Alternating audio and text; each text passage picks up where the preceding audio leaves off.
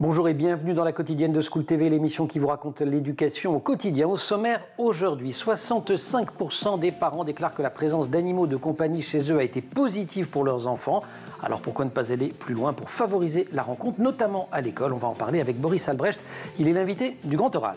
L'Anti-Sèche de Guillaume Buan, l'Anti-Sèche, vous le savez, c'est la façon dont l'actualité résonne dans les programmes. Programme d'art plastique aujourd'hui et direction Aix-en-Provence sur les traces de la vie et de l'œuvre du peintre Paul Cézanne. Et puis rendez-vous en fin d'émission avec le cours particulier de Marie-Olivier. Elle vous emmène aujourd'hui à la découverte d'une ONG qui s'appelle M, une ONG qui fait du mentorat en Afrique du Sud. La quotidienne de School TV, c'est maintenant, c'est parti, Grand Oral. Boris Albrecht, bonjour. Bonjour. Vous êtes le directeur de la Fondation Adrienne et Pierre Sommer, qui est une institution de référence sur le sujet des animaux en général, des animaux à l'école et de leur fonction éducative en particulier. Et si on a eu l'idée de vous convier aujourd'hui, c'est en écho à l'apparition d'un hors-série très réussi du magazine L'école des parents, hors-série intitulé « Un animal, ça fait grandir ». Un tout petit mot sur cette fondation, Adrienne et Pierre Sommer? Bien sûr. Qui était-il déjà? Alors, deux industriels des Ardennes, ouais. Et passionnés par les interactions humains-animaux et ce que les animaux pouvaient apporter, notamment aux enfants.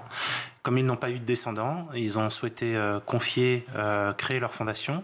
Et puis, ils ont intégré la Fondation de France pour assurer la pérennité morale de leurs actions. Et puis, le capital industriel de la Fondation est venu rejoindre... le capital industriel des sommaires, de l'industrie des sommaires, est venu rejoindre la Fondation.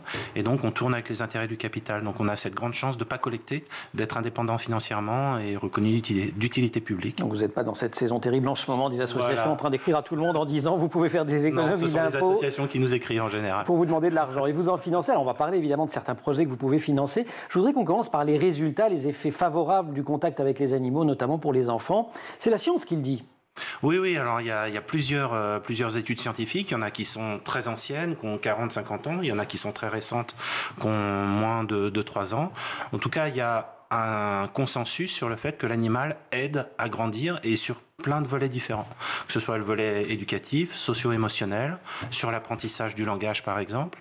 Et puis il y a aussi des choses qu'on rappelle régulièrement, qu'on n'entend pas assez, mais par exemple les petits ruraux qui ont la chance de vivre dans une ferme ou à proximité d'une ferme se font une meilleure immunité au contact des animaux, une meilleure immunité en termes de santé, et ils grandissent en étant moins malades que les enfants qui sont plus urbains. Grandir à la campagne. Voilà. Ça rejoint des choses qu'on a pu entendre. Si je reviens sur ce que vous venez de dire, sur les différents effets favorables de cette fréquentation des animaux par les enfants, et quand je dis que la science le documente, ça a des effets y compris chimiques. Le cortisol baisse, c'est-à-dire que le stress diminue. Le stress diminue. Ça a des effets sur le cœur. Aussi. Qu'est-ce que j'ai vu? Bon, tension artérielle, normalement, ça concerne moins les enfants, mais ça existe. Et puis les capacités physiques, en tout cas avec certains animaux. Oui, tout à fait. Le cheval, c'est assez évident, quoi. Même le chien, c'est pareil. Chien, cheval, on apprend finalement à faire un travail de motricité, de psychomotricité avec l'animal. Quand on est vraiment, si on se concentre uniquement sur les enfants, on va effectivement être dans une démarche de donner des consignes à un chien ou un chat, de le suivre. Le chat marche dans l'appartement, j'essaye de le suivre à 4 pattes. Donner des consignes à un chat. Voilà, bonne chance. C'est souvent le chat qui donne les consignes. J'allais dire à son maître, si un chat avait un maître. Meilleure compétence sociale, vous le disiez, développement notamment de l'empathie. Oui, tout à fait. Alors, et ça, pareil, c'est mesuré. Oui, alors il y a eu effectivement plusieurs recherches, notamment des laboratoires français, l'université de Rennes, le laboratoire d'éthologie, qui a fait des mesures d'eye tracking, donc sur des lunettes. Donc, suivi des yeux, eye tracking, ouais. Donc c'est pas invasif. On suit les yeux et on s'est aperçu effectivement que chez les enfants avec troubles du spectre autistique, mais aussi chez les enfants neurotypiques, finalement le regard, chez les enfants autistes, suivait plus facilement et captait plus facilement le regard de l'animal. En l'occurrence, c'était des chiens, mais le capter plus facilement que si on se regarde en ce moment. Et à partir de ce constat, on s'est aperçu, et les équipes de ce laboratoire se sont aperçues que finalement, on pouvait rentrer dans une forme de communication plus simplifiée et plus déliée finalement avec l'animal et avec le chien. On y reviendra après. Pour les effets favorables sur les enfants qui ont des TSA, des troubles du spectre autistique, ça peut fonctionner, ça ne fonctionne pas systématiquement. Bien sûr, c'est pas magique, c'est pas une baguette magique. Un truc magique. Et ça, on rediscutera de que faire, parce que précisément, c'est pas une baguette magique. Mais restons aussi sur un autre effet favorable, c'est autour de l'apprentissage de l'autonomie. Oui. C'est la première fois que l'enfant Il ne se contente pas d'être celui ou celle quand c'est une fille dont on prend soin. Oui, oui, et c'est aussi à lui de prendre soin pour ceux qui ont des animaux à la maison ou qui ont eu un contact avec les animaux, même si on sait très bien que très souvent ce sont les parents qui s'occupent des animaux au final. L'enfant va quand même participer à la vie de l'animal, il va pouvoir lui donner à manger, il va pouvoir soit le caresser ou avoir un moment avec lui, et c'est lui effectivement qui s'autonomise en prenant soin de l'autre. Et ça, c'est quelque chose sur lequel effectivement vous parliez d'empathie. On peut parler effectivement d'empathie puisqu'on va se reconnaître dans un être vivant qui n'est pas humain, qui n'est pas de ma catégorie humaine, mais cet être vivant va m'aider finalement à prendre conscience de mon environnement et de ce que je suis. Aider l'enfant, l'accompagner, vous allez contribuer, alors pas à son éducation peut-être, mais en tout cas au fait qu'il mûrisse, qu'il grandisse. Ça commence aux États-Unis dans les années 60, la zoothérapie notamment, ils appellent ça, enfin l'animal auxiliaire de soins. C'est parti bon, en fait. Chez nous, c'est arrivé un peu différemment quand même. C'est presque en même temps en fait. Ouais. On cite souvent les États-Unis, mais en les années 60, c'est Boris Levinson, et en France, c'est un vétérinaire, c'est Ange Condoré, à quelques années d'écart, et ils ont beaucoup communiqué entre eux. Alors ça commence par une anecdote. En fait, Levinson était un pédopsychiatre. Il recevait justement des enfants avec troubles du spectre autistique, comme on pourrait dire aujourd'hui. Et puis Levinson reçoit Johnny. Levinson avait un chien qui s'appelait Jingle. Jingle était dans le bureau de Levinson. L'enfant Johnny rentre. Levinson arrive en dernier. Il s'aperçoit effectivement que le chien est là. Et puis il décide de mener sa séance comme d'habitude avec un enfant qui était totalement mutique. Johnny était mutique. Rien ne se passe, comme d'habitude. La séance se termine. Johnny se lève et au moment de partir, il dit « La semaine prochaine, j'aimerais bien revoir le docteur Jingle ». Extraordinaire. Et c'est à partir de là que Levinson a théorisé en fait les choses, et c'est à partir de ce moment-là effectivement qu'on a ancré finalement ce dispositif. Et en France, vraiment 5-10 ans plus tard, Ange Condoré avait repéré tout l'intérêt que pouvaient avoir les animaux pour les enfants, pour aider les enfants à grandir ou à surmonter certaines difficultés. Et ils ont beaucoup communiqué, ils ont beaucoup travaillé ensemble finalement. Il y a eu pas mal d'échanges épistolaires, et c'est comme ça que c'est parti. Alors, certains animaux plus que d'autres quand même, c'est pas un hasard si on cite l'exemple du chien et celui du cheval. Bon, je me suis moqué des chats malgré tout l'amour que je leur porte, mais enfin bon, c'est pas pratique. Et puis il y a d'autres animaux qui se prêtent moins à la Bien sûr. Alors les deux grandes familles d'animaux en médiation animale, ce sont les chiens et les chevaux. Après, il y a les ânes, les animaux de ferme, mais c'est les deux grandes catégories. Ouais. Les enfants d'un petit mot connaissent encore mal les animaux. Vous avez réalisé une étude. Et alors on se rend compte que les grands méconnus, c'est les animaux de la ferme. Oui. Et parfois y compris de la part d'enfants qui sont en milieu rural. Alors effectivement, les enfants, même en milieu rural, n'ont plus forcément accès à la connaissance des animaux. Ça, c'est une de nos missions à la Fondation, c'est de donner de la connaissance en encourageant par exemple les enseignants à aller dans des classes, dans des fermes pédagogiques. Et donc, pareil, on a créé avec l'établissement public de la Villette une ferme pédagogique, et cette ferme, elle part aussi d'une anecdote et d'un constat. Et ben on la raconte juste après l'anti-sèche, si vous le voulez bien, l'anecdote de la ferme pédagogique, en précisant que pour un certain nombre d'enfants, le nuggets, c'est pas du poulet, donc c'est pratique, c'est comme quand on peut être vegan et manger du nuggets. On va en parler de ça aussi. Avec Boris Albrecht, invité du Grand Oral, mais pour l'heure l'anti-sèche, Guillaume Buron.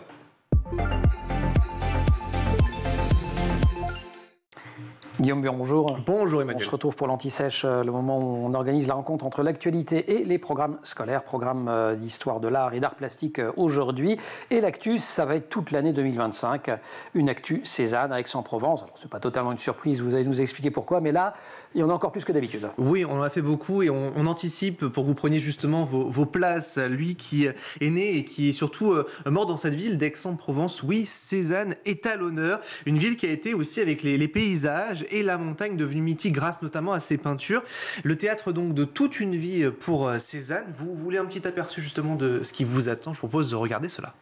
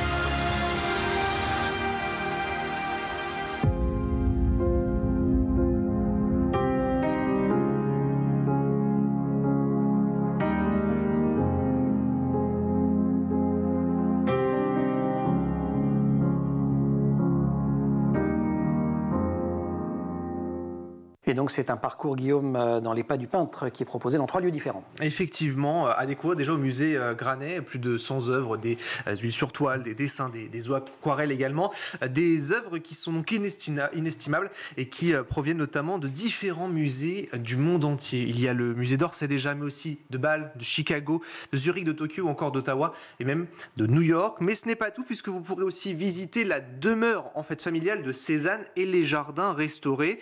Il sera aussi possible de profiter des points de vue de l'artiste. Alors, concernant le musée, il y a une tarification spéciale, c'est 18 € le plein tarif et les tarifs réduits de 16 € et la gratuité pour les enfants de moins de 18 ans. Mais il y a aussi donc un deuxième lieu, Cézanne, qui a passé presque 40 années de sa vie dans la demeure familiale, entourée de 15 hectares de vignes, de vergers, où vont naître notamment les natures mortes, des joueurs de cartes, des baigneurs et les baigneuses, ou encore plusieurs portraits et autoportraits.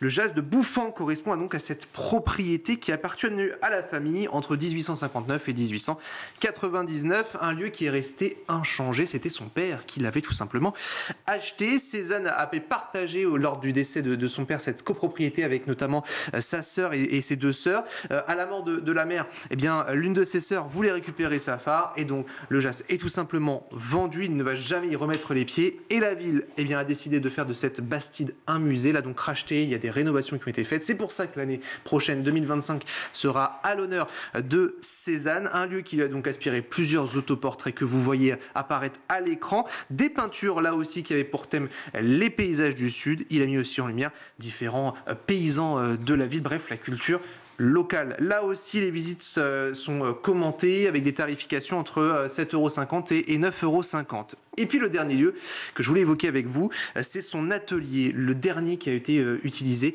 en 1901 du côté de la colline des Loves, c'est au-dessus donc de la ville d'Aix-en-Provence. Le peintre a dessiné là aussi lui-même les plans de cet atelier, un lieu d'immersion. Vous allez passer de très bons moments en famille avec là aussi un prix qui varie entre 7,50 € et 9,50 €. Vous avez toutes les informations à la fois sur le site donc du musée Granet, mais aussi sur le site de l'Office du tourisme d'Aix-en-Provence. On vous le conseille, 2025, à l'honneur Paul Cézanne. Vraiment, c'est à découvrir. En plus, il fera beau dans le sud. Direction Aix-en-Provence, effectivement, ça vaut la peine d'anticiper un petit peu. Merci beaucoup, cher Guillaume. Il y a 75 millions d'animaux familiers en France et 61% des Français ont au moins un animal de compagnie. Tout ça est bon pour les enfants. C'est ce qu'explique le hors-série que le magazine L'école des parents consacre aux animaux. On retrouve tout de suite Boris Albrecht.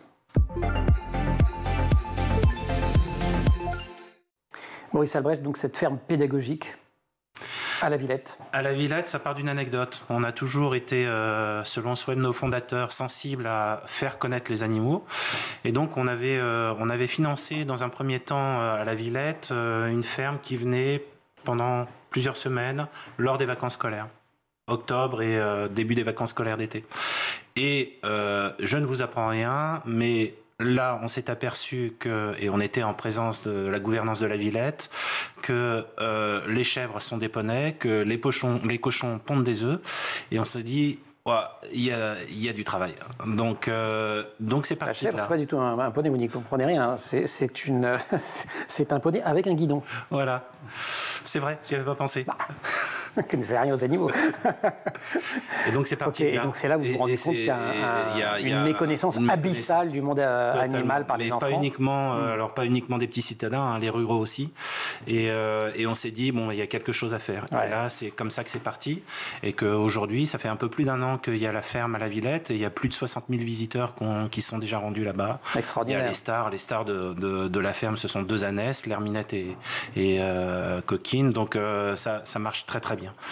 Et voilà. Et puis on le voit aussi à travers, on a dans l'accompagnement qu'on a des écoles, on a un appel à projet pour les enseignants, grande section CP, qui veulent emmener leur classe en ferme pédagogique. On prend jusqu'à, alors c'est un concours, mais on prend jusqu'à 700 € de frais de déplacement et d'entrée dans les fermes pédagogiques, et on voit qui permet d'en faire un outil qui n'est pas clivant, voilà, socialement notamment, tout le monde peut partir. Quoi. Et combien c'est important. On est débordé par les demandes. On a encore eu on a battu les records, près de 400 demandes des écoles en France cette année. Donc il y a une vraie dynamique de la part des enseignants qui utilisent beaucoup l'animal comme média pour parler de tous les sujets et de traiter toutes les matières scolaires. Certains d'entre eux vont jusqu'à faire entrer l'animal dans la classe.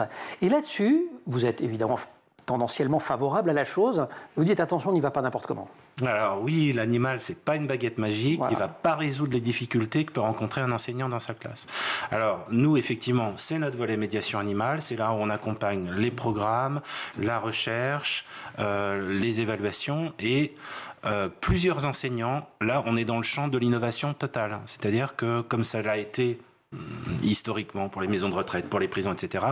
À l'école, plusieurs enseignants ont décidé de s'appuyer sur l'animal pour favoriser le développement des compétences ou pour apaiser le climat social en classe. Alors, ce qui a été facilité par des changements tout récents dans les programmes scolaires, par ailleurs, notamment à l'école primaire. Tout à fait. Parce que dans les programmes maintenant primaires, et puis on voit aussi au niveau dans le bulletin officiel de l'éducation nationale, que le collège est aussi concerné. Et le début du lycée avec la seconde. Et bien évidemment, là, ça se fait pas comme ça. Vous mettez un chien dans une classe, il faut qu'il passe la porte de l'établissement, il faut qu'il passe à travers tout un circuit, il va rencontrer plein de personnes. Donc le chien, il va falloir qu'il soit entraîné, éduqué, et qu'est-ce qu'on va lui demander aussi ? C'est-à-dire qu'il ne peut pas supporter toute une... Oui, c'est pas un morceau de chiffon ou un... Voilà. Donc c'est pas une baguette magique, et c'est bien pour ça qu'on parle de médiation animale, c'est que l'animal est le médiateur, par son archaïsme, par sa façon d'être, de se déplacer, de réagir, il va déclencher des réactions, et les réactions, il faut qu'elles soient reprises par un professionnel derrière.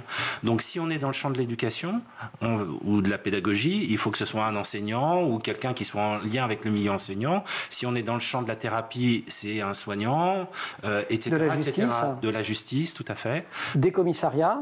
Également, ça sont les chiens d'assistance judiciaire. Exactement. Où, effectivement, on est à l'initiative de ce programme en France. Voilà, et tous ces programmes, alors certains sont mentionnés dans ce hors-série de l'école des parents, pas seulement ce qui se passe à l'école ou dans la famille, c'est pour ça que j'en parle, mais pour tous ces programmes, on a quand même l'impression, quand on lit les histoires, que c'est un peu le résultat, aujourd'hui encore, d'initiatives individuelles. C'est-à-dire, je ne sais pas moi, un juge, une policière, un enseignant, que sais-je, qui, parce qu'il aime bien les animaux, qu'il a peut-être lu... des travaux sur la zoothérapie ou qui vous connaît, vous en tant qu'institution, mais que ce n'est pas encore qu'il y a une vraie politique publique. Ouais. Alors, c'est toujours les bonnes personnes aux bons endroits au bon moment. Et on s'en est aperçu, et c'est pas vrai, il y a des initiatives personnelles, mais il y a les bonnes personnes pour les mettre en place. Et puis c'est là où... Et cette structuration commence à exister. Oui. Et typiquement pour l'éducation nationale, le terrain s'est aperçu qu'il se passait des choses. Ils ont des cellules innovation dans chaque académie de l'éducation nationale, et plusieurs cellules innovation travaillent très sérieusement sur ces questions. On participe à des groupes de travail sur, on s'est aperçu qu'il y a aujourd'hui plus d'une 50aine d'établissements scolaires en France qui mènent une activité soit avec les chevaux, soit avec les chiens, dans un contexte pour aider à l'apprentissage de la lecture ou pour apaiser le climat social scolaire au sein de la classe. Comment ça se passe ?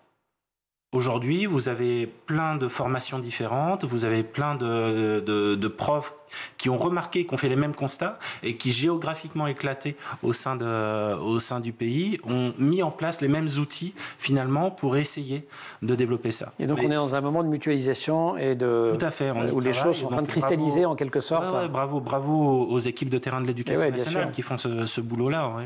C'est un sujet qui articule, qui met aussi en jeu notre lien avec le vivant en général. Donc, j'allais dire aussi, c'est un sujet qu'on peut relier à la biodiversité, c'est un sujet qu'on peut relier à tout ce qu'on peut apprendre sur les pandémies, ce qui s'est passé encore tout récemment avec le Covid-19 et qui reviendra très probablement avec d'autres. On n'espère pas. On n'espère pas, mais c'est malheureusement plausible. L'animal est le premier ou le dernier lien selon où on se situe entre nous et l'environnement. Voilà. Donc effectivement, il a sa part dans le développement écologique. Première confrontation aussi pour les enfants avec des sentiments, des sensations qui peuvent être très forts, qui peuvent être très violents, notamment la mort d'un animal de compagnie. Alors ça, oui, c'est la première confrontation, parce que chez les tout petits, on est dans l'affection, dans l'affectif, dans le sensoriel. Et puis quand on commence à grandir, on commence à noter les différences.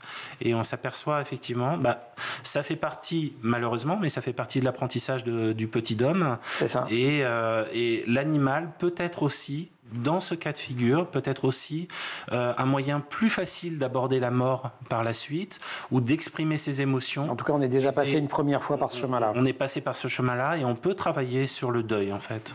En suivant le chemin qui mène de l'enfant à l'animal, nous aurons la chance de découvrir que c'est en reconnaissant notre animalité que nous grandirons en humanité. C'est ce qu'écrit le pédopsychiatre Antoine Devos en ouverture de ce hors-série que l'école des parents consacre aux animaux. C'est ça le sujet aussi, c'est de oui, je sais pas tisser...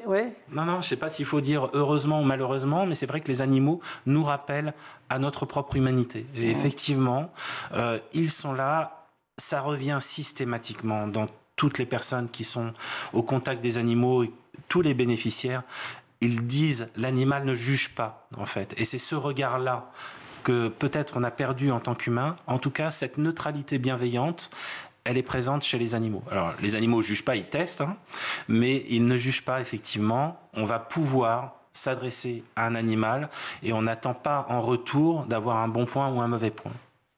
Avec le chat, éventuellement, quelques petits ronronnements, parce que ça fait toujours plaisir. Ce qu'un enfant ne comprend pas, il se le reproche. J'ai également lu dans le magazine École des parents, et ça, c'est aussi une phrase très, très importante, c'est-à-dire qu'il faut quand même, et parce que ça vaut dans le lien qui va se tisser entre l'enfant et les animaux, quel que soit l'animal d'ailleurs, mais ça vaut dans la vie. Ça vaut pour toutes les leçons de vie, effectivement. Ouais. Et puis... si vous voulez un scoop, si vous mettez un chien avec un enfant qui a du mal à lire, le chien va pas apprendre à l'enfant à lire. Non, il va pas lui apprendre. Ça va faire autre truc. Il va lui apprendre à aimer à lire. Et c'est toute la différence. Ouais. Mais si vous n'avez pas quelqu'un derrière qui est là pour dire mais ouais, il est super intéressé le chien parce que tu lui racontes. Parce qu'il y a dans les dispositifs qu'on découvre dans le hors-série, il y a effectivement le fait de lire aux animaux des histoires par les enfants, et ça fonctionne très bien aussi. Oui. Ouais. Boris Albrecht, la Fondation Sommer, merci beaucoup. Vous êtes intervenu beaucoup, peut-être vous avez soutenu, non, ce hors-série, j'en sais rien.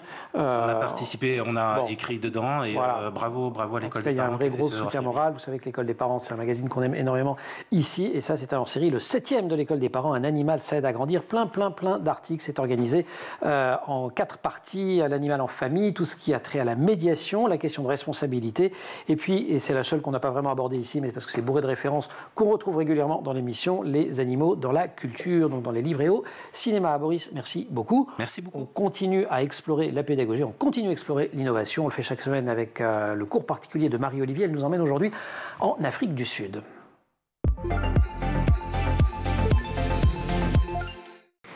Marie-Olivier et son cours particulier. Marie, bonjour. Bonjour Emmanuel. Avec vous, Marie, on voyage dans le temps ou dans l'espace. Et dans l'espace, aujourd'hui, on file en Australie avec AIME, A-I-M-E, une organisation qui agit dans plusieurs pays du monde et notamment en Afrique du Sud. Exactement, AIME. J'ai dit Australie parce que c'est australien d'origine. Qui a été lancé en Australie en 2005. Le but de l'organisation, c'est de changer la perception que les jeunes les plus marginalisés et défavorisés ont d'eux-mêmes.